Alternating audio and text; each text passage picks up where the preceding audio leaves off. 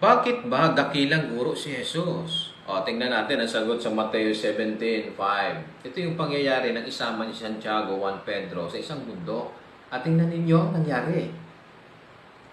Habang nagsasalita pa siya, isang maliwanag na ulap ang lumilim sa kanila at isang tinig mula sa ulap ang nagsabi, "Ito ang anak ko, ang minamahal ko at kinalulugdan. Makinig kayo sa kanya."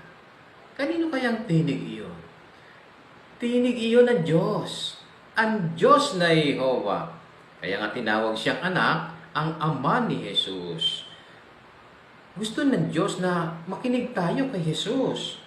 Pero paano natin gagawin yan ngayon?